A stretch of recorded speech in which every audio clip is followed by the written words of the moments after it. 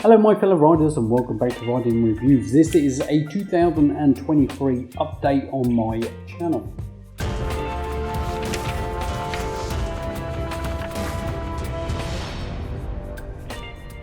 So last year we reached a couple of milestones.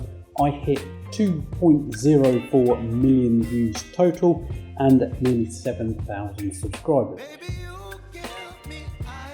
I think this is pretty good. Most people, when I started out on my YouTube journey, said that I couldn't do it. My videos weren't great, but I've never made videos before, and they are slowly getting better, as I hope most of you have noticed.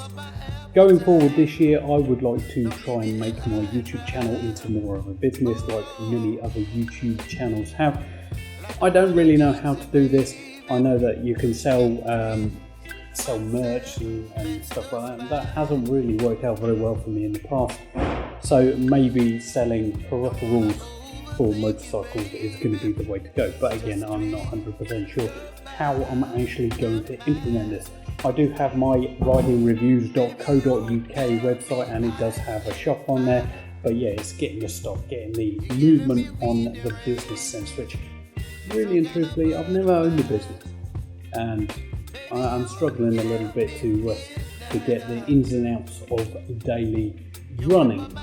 Anybody with any business sense or owns a business or wants to reach out and help me out at all, that would be much appreciated.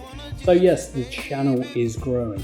The money I actually make off of this channel itself is next to nothing, and everything that I do earn from the channel tends to go back in. So for any of you that want to know, last year for total, through all of the time that I've been making these videos, which is about 3 years now, I have made a total of approximately £3,500.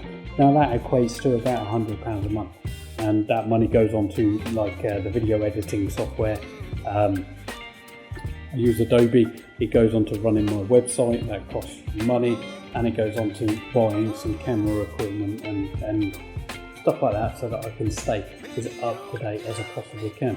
You might have noticed in some of my previous videos that I've got some new 360 degree cameras.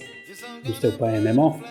So yeah, all this stuff is rather expensive, and I would like Riding Reviews to be able to sustain itself and grow bigger in the future, so we can get more people who want to come and watch the videos, and more manufacturers who want me to review their equipment.